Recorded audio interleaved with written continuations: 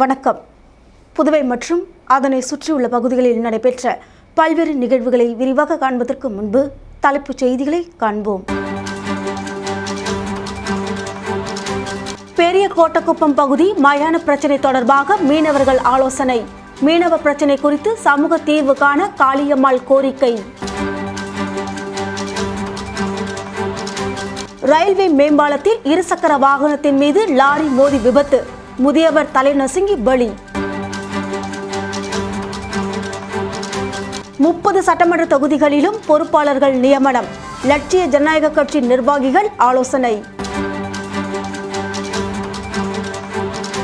இனி விரிவான செய்திகள். பெரிய கோட்டக்குப்பம் பகுதியில் நடைபெறும் மயான பிரச்சினை தொடர்பாக மீனவர்கள் நடத்திய ஆலோசனையில் காளியம்மாள் கலந்து கொண்டு மீனவ பிரச்சினை குறித்து சுமூக தீர்வு எட்டப்பட வேண்டும் என கோரிக்கை வைத்தார். விழுப்புரம் மாவட்டம் வானூர் தாலுகா பெரிய கோட்டக்குப்பம் ஆதிதிராவிடர் பகுதியை சேர்ந்தவர்களுக்கும் நடுக்குப்பம் மீனவர்களுக்கும் இடையே இடுகாடு பிரச்சினை இருந்து வந்த நிலையில் கடந்த சில தினங்களுக்கு முன்பு ஆதிதிராவிடர் பகுதியை சேர்ந்த ஒருவர் இறந்துவிட்ட நிலையில் அவரது சடலத்தை அடக்கம் செய்ய சென்றபோது மீனவர்கள் எதிர்ப்பு தெரிவித்து ஆதிதிராவிடர் மக்கள் மீது தாக்குதல் நடத்தியதை அடுத்து ஆதிதிராவிடர் மக்கள் கிழக்கு கடற்கரை சாலையில் மறியலில் ஈடுபட்டனர். காவல்துறை உயரதிகாரிகள் பேச்சுவார்த்தை நடத்தி பிணத்தை புதைத்தனர். இந்த நிலையில் கடந்த திங்கள் அன்று இரு தரப்பினருடன் வானூர் வட்டாட்சியர் அலுவலகத்தில் அமைதி பேச்சுவார்த்தை நடந்தது. அதில் ஏற்பட்ட உடன்பாட்டின்படி இடுகாட்டு பகுதியில் இருந்த படகுகளை அகற்றி இடுகாட்டு இடத்தை அளவீடு செய்வது என்று முடிவு செய்யப்பட்டது. அதன் அடிப்படையில் கடந்த செவ்வாய் அன்று வருவாய்த்துறையினர் படகுகளை அகற்றும் பணியில் ஈடுபட்டனர். அதற்கு நடுக்குப்பம் மீனவ பெண்கள் எதிர்ப்பு தெரிவித்து கழுத்தில் தூக்கு கயிறுடன் போராட்டம் நடத்தினர். மேலும் படகுகளை அகற்ற வந்த கிரேன் மீது படுத்து எதிர்ப்பு தெரிவித்தனர். இதில் காவல்துறையினருக்கும் மீனவ பெண்களுக்கும் இடையே வாக்குவாதம் ஏற்பட்டது. அதில் காவல்துறையினர் தங்களை தாக்கியதாக மீனவ பெண்கள் குற்றம் சாட்டி வருகின்றனர். இந்த நிலையில் கோட்டக்குப்பம் வருகை தந்த காளியம்மாள் மற்றும் முன்னாள் சட்டமன்ற உறுப்பினர் சக்கரபாணி ஆகியோர் நடுக்குப்பம் மீனவ பெண்களை சந்தித்து பேசினர். மேலும் காவல்துறையினர் தாக்கியதாக கூறப்பட்ட பெண்களை சந்தித்து ஆறுதல் கூறினர். மேலும் அவர் நடுக்குப்பம் மீனவர்கள் மத்தியில் பேசுகையில், சாமானியனான நான் இரு பிரிவினரையும் சந்திக்க வேண்டும் என யோசிக்கிறேன். ஒரு அமைச்சர், குறிப்பாக சமூக நீதித்துறை அமைச்சர் என்பவர் அனைத்து மக்களையும் பார்க்க வேண்டும், தன் சமூக மக்களை மட்டும் பார்க்க கூடாது என்றும் பேசினார். பெண்களை துன்புறுத்திய காவல்துறை மேலே நடவடிக்கை எடுக்க வேண்டும். அது மட்டும் இல்லாமல் கடலும் கடல் கரையும் மீனவருக்கே சொந்தம் என்று வரலாற்றிலே இருக்கிறது. அதை மாற்றி அமைக்க ஒரு பொழுதும் நாங்கள் இடம் கொடுக்க மாட்டோம். அது இல்லாமல் இங்க ஒரு நாளைக்கு மீன்வளத்துறை அமைச்சரும் மரியாதைக்குரிய மத்திய அரசும் வரன்னு சொல்லுகிறாங்க. வந்து நல்ல முறையில் தீர்வு காணவில்லை என்றால் நாங்கள் அனைத்து மீனவரும் கூடி ஆர்ப்பாட்டம் பண்ணுவோம் என்றும் சொல்லி இந்த வாய்ப்பாக சொல்கிறேன். கல்மண்டபம் பகுதியில் தோட்ட வேலியில் புள்ளிமான் சிக்கிய நிலையில் தீயணைப்பு துறையினர் விரைந்து செயல்பட்டு அதனை மீட்டனர். புதுவை கல்மண்டபம் பகுதியை சேர்ந்த ஆனந்த வேலவன் என்பவரின் வீட்டு தோட்ட வேலியில் புள்ளிமான் ஒன்று சிக்கி காயமடைந்த நிலையில் தவித்தது. இதை கண்ட ஆனந்த வேலவன் உடனடியாக மடுகரை தீயணைப்பு துறையினருக்கு தகவல் அளித்தார். தகவலின் அடிப்படையில் தீயணைப்பு நிலைய அதிகாரி நாகேஸ்வர ராவ், சிறப்பு நிலைய அதிகாரி வெங்கடேசன் மற்றும் தீயணைப்பு பணியாளர்கள் சம்பவ இடத்திற்கு விரைந்து சென்றனர். அவர்கள் வேலியில் சிக்கி தவித்த புள்ளிமானை பாதுகாப்பாக மீட்டனர். காயமடைந்திருந்த மானுக்கு புதுவை கால்நடை மருத்துவமனையில் சிகிச்சை அளிக்கப்பட்டது. பின்னர் புள்ளிமான் வனத்துறையினரிடம் ஒப்படைக்கப்பட்டது. தொடர்ந்து வனத்துறையினர் அந்த மானை பாதுகாப்பாக காட்டுப்பகுதியில் விடுவித்தனர். தீயணைப்பு துறையினரின் துரித நடவடிக்கையால் புள்ளிமான் உயிருடன் மீட்கப்பட்ட சம்பவம் அப்பகுதி மக்களிடையே பாராட்டை பெற்றுள்ளது. புதுச்சேரி ரயில்வே மேம்பாலத்தில் இருசக்கர வாகனத்தின் மீது லாரி மோதிய விபத்தில் முதியவர் தலை நசுங்கி பரிதாபமாக உயிரிழந்தார். புதுவை 100 அடி சாலை ரயில்வே மேம்பாலத்தில் புதுவையிலிருந்து லாரி ஒன்று கடலூர் நோக்கி சென்று கொண்டிருந்தது. அப்போது முன்னால் சென்ற இருசக்கர வாகனத்தின் மீது எதிர்பாராத விதமாக மோதியது. இதில் இருசக்கர வாகனத்தில் வந்த முதியவர் கீழே விழுந்த போது திடீரென லாரியின் சக்கரம் அவரது தலையின் மீது ஏறி இறங்கியது. இதில் அவர் சம்பவ இடத்திலேயே பரிதாபமாக உயிரிழந்தார். தொடர்ந்து லாரி ஓட்டுநர் விபத்தை ஏற்படுத்திவிட்டு நிற்காமல் வேகமாக சென்றபோது மற்ற வாகன ஓட்டிகள் மற்றும் பொதுமக்கள் அவரை பின்தொடர்ந்து சென்று முருங்கம்பாக்கம் சந்திப்பு அருகே மடக்கி பிடித்து தாக்க முயன்றனர். ஆனால் லாரி ஓட்டுநர் விபத்து நடந்ததே தெரியவில்லை என பதிலளித்ததாக கூறப்படுகிறது. இதையடுத்து பொதுமக்கள் லாரி ஓட்டுநரை பிடித்து காவல் நிலையத்தில் ஒப்படைத்தனர். தகவல் அறிந்து சம்பவ இடத்திற்கு வந்த வடக்கு போக்குவரத்து காவல்துறையினர் சாலையில் இறந்து கிடந்த முதியவரின் சடலத்தை மீட்டு பிரேத பரிசோதனைக்காக அனுப்பி வைத்தனர். உயிரிழந்த நபருக்கு சுமார் 50 வயது இருக்கும். அவர் யார், எந்த ஊரை சேர்ந்தவர் என்பது குறித்து காவல்துறையினர் விசாரணை நடத்தி வருகின்றனர். புதுச்சேரி உழவர்கரை நகராட்சி மற்றும் கொம்யூன் பஞ்சாயத்துகளில் பணிபுரியும் ஊழியர்கள், ஓய்வூதியர்கள் கூட்டு நடவடிக்கை குழுவினர் கோரிக்கைகளை வலியுறுத்தி கண்டன ஆர்ப்பாட்டத்தில் ஈடுபட்டனர். 2016ஆம் ஆண்டு முதல் 2018ஆம் ஆண்டு வரை 33 மாதத்திற்கு 7வது ஊதிய குழு உயர்த்திய ஊதியம் மற்றும் நிலுவை சம்பளத்தை நகராட்சி மற்றும் கொம்யூன் பஞ்சாயத்துகளில் பணிபுரியும் ஊழியர்களுக்கு வழங்க வேண்டும் என உள்ளாட்சித்துறை உத்தரவிட்டு 6 மாதம் ஆகியும் இதுவரை வழங்காத உழவர்கரை நகராட்சி நிர்வாகத்தை கண்டித்து நகராட்சி ஊழியர்கள் மற்றும் ஓய்வூதியர்கள் கூட்டு நடவடிக்கை குழு சார்பில் கண்டன ஆர்ப்பாட்டம் நடத்தப் போவதாக அறிவிக்கப்பட்டிருந்தது. அதன்படி உழவர்கரை நகராட்சி அலுவலகம் எதிரே கூட்டுக்குழு தலைவர் கதிரேசன் தலைமையில் நடைபெற்ற கண்டன ஆர்ப்பாட்டத்தில் 100க்கும் மேற்பட்ட ஊழியர்கள் கலந்து கொண்டு கோரிக்கைகளை வலியுறுத்தி கண்டன கோஷங்களை எழுப்பினர்.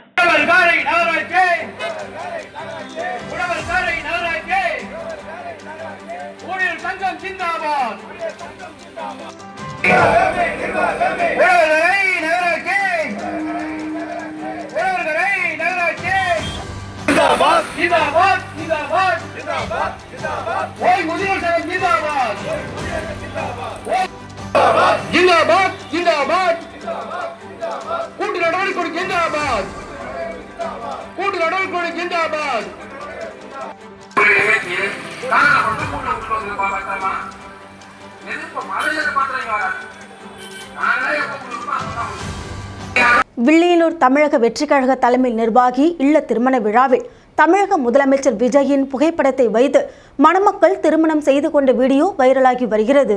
புதுச்சேரி வில்லியனூர் தொகுதியை சேர்ந்த தமிழக வெற்றிக் கழக தலைமை நிர்வாகி பிரபுவின் மகள் சௌமியா மற்றும் அருண்குமார் ஆகியோரின் திருமண விழாவில் தமிழக முதலமைச்சரும் தமிழக வெற்றிக் கழகத்தின் தலைவருமான விஜயின் படத்தை மேடையில் வைத்து மணமக்கள் தாலி கட்டிக்கொண்ட நிகழ்வு சமூக வலைதளங்களில் வைரலாகி வருகிறது.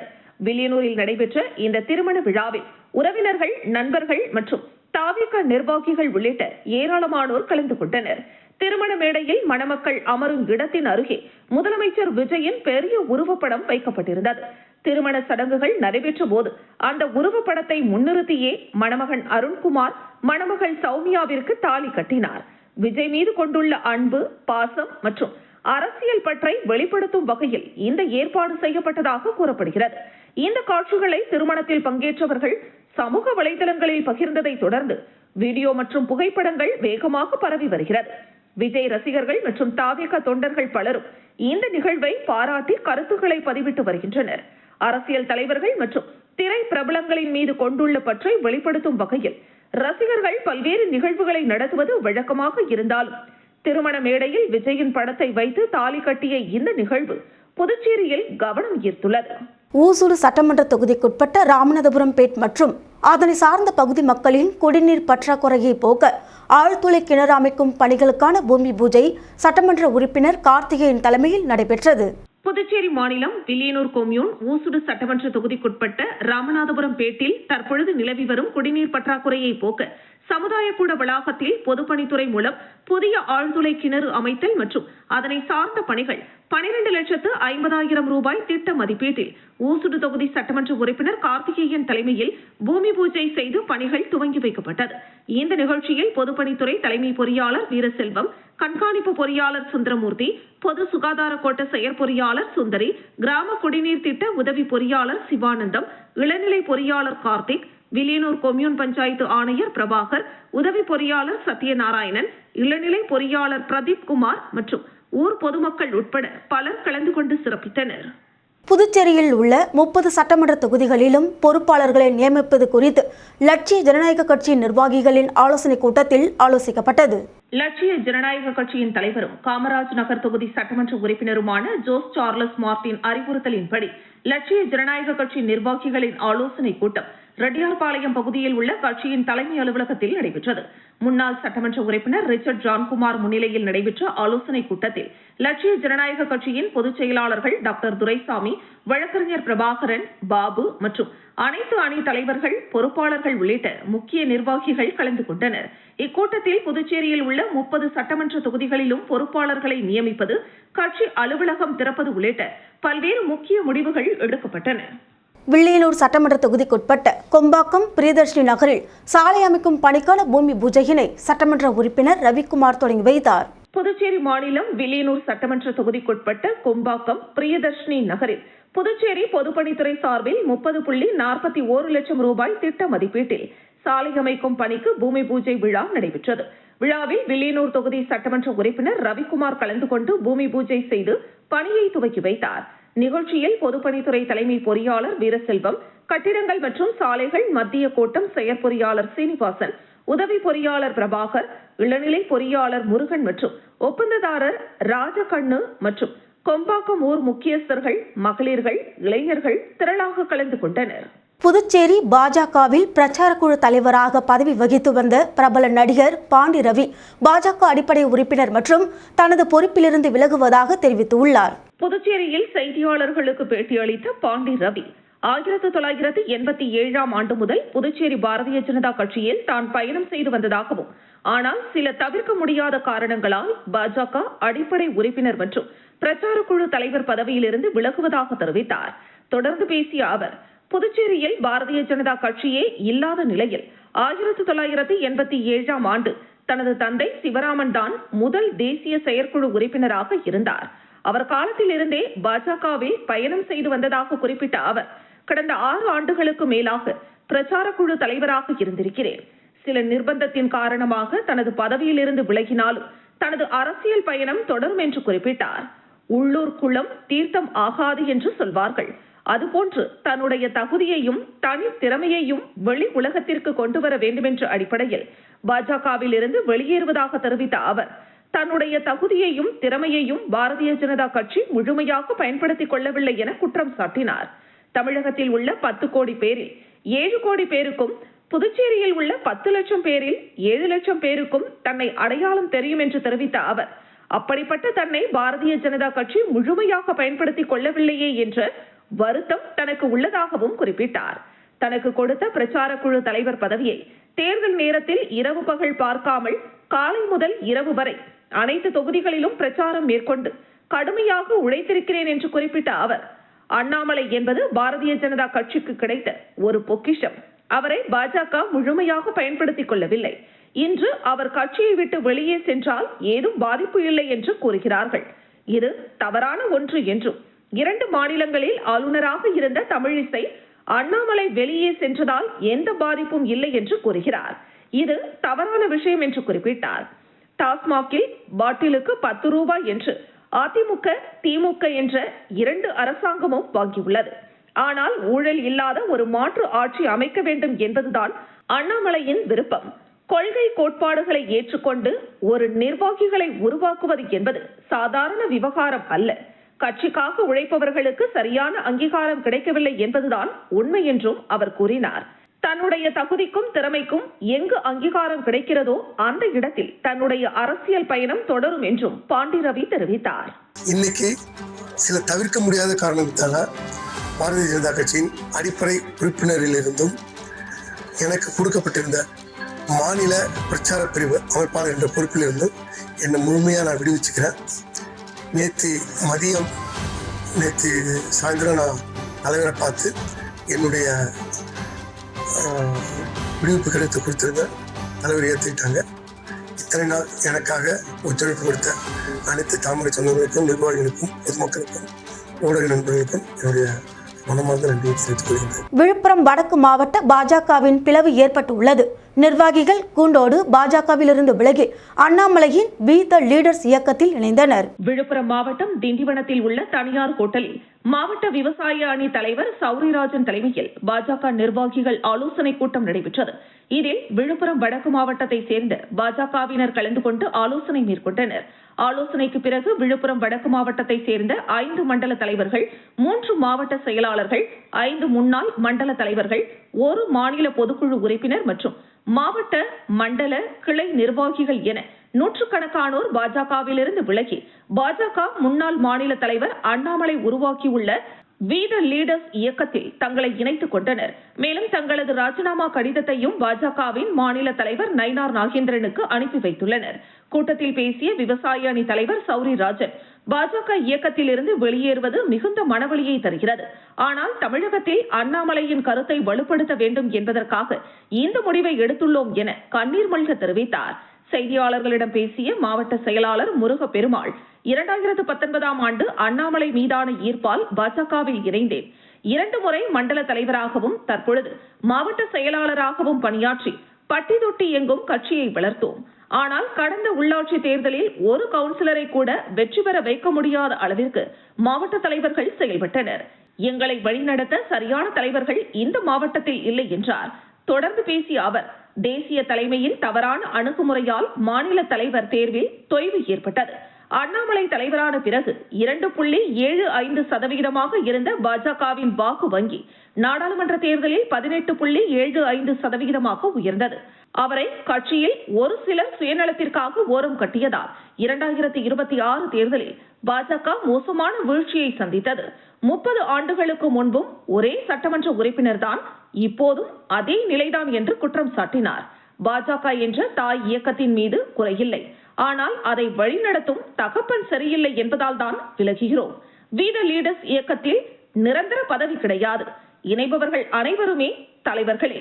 தமிழக மக்களின் நல்வாழ்விற்காக இதில் இணைகிறோம் என்றும் முருகப்பெருமாள் தெரிவித்தார். வரும் நாட்களில் மேலும் பல தொண்டர்கள் இணைவார்கள் என்றும் ஊழலற்ற ஆட்சியை அமைத்து குப்புசாமி அண்ணாமலையை முதலமைச்சராக்குவதே எங்கள் குறிக்கோள் என்றும் கூறி மாறுவோம் மாற்றுவோம் என்ற முழக்கத்துடன் கூட்டம் நிறைவடைந்தது. திண்டிவனத்தில் திராவிடர் கழகம் சார்பில் மறைந்த முன்னாள் முதலமைச்சர் கருணாநிதியின் 103வது பிறந்தநாள் விழா கொண்டாடப்பட்டது. திண்டிவனம் வண்டிமேடு பகுதியில் திண்டிவனம் மாவட்ட திராவிடர் கழகம் சார்பில் முத்தமிழ் அறிஞர் டாக்டர் கலைஞர் கருணாநிதியின் 103வது பிறந்தநாள் திராவிடர் எழுச்சி நாள் விழா பொதுக்கூட்டம் நடைபெற்றது. திண்டிவனம் மாவட்ட தலைவர் அன்பழகன் தலைமையில் நடைபெற்ற இந்த நிகழ்ச்சிக்கு மாவட்ட செயலாளர் இளம்பருதி வரவேற்புரையாற்றினார். இந்த நிகழ்ச்சியில் சிறப்பு அழைப்பாளர்களாக முன்னாள் அமைச்சர் செஞ்சி மஸ்தான், திராவிடர் கழகத்தின் துணை பொதுச் செயலாளர் வழக்கறிஞர் மதிவதனி ஆகியோர் கலந்து கொண்டு சிறப்புரையாற்றினர். இதில் முன்னாள் சட்டமன்ற உறுப்பினர்கள் டாக்டர் மாசிலாமணி, சேதுநாதன், நகர செயலாளர் கண்ணன், விசிக மாவட்ட செயலாளர் மலைச்சாமி, தேமுதிக நகர செயலாளர் காதர் பாஷா, பொதுக்குழு உறுப்பினர் சின்னசாமி, முன்னாள் மாவட்ட துணை செயலாளர் அசோகன், இளைஞரணி துணை அமைப்பாளர் பாபு, திமுக ஒன்றிய செயலாளர்கள் ராஜாராம், பழனி, மணிமாறன், செழியன் ஆகியோர் கலந்து கொண்டு வாழ்த்துரை வழங்கினர்.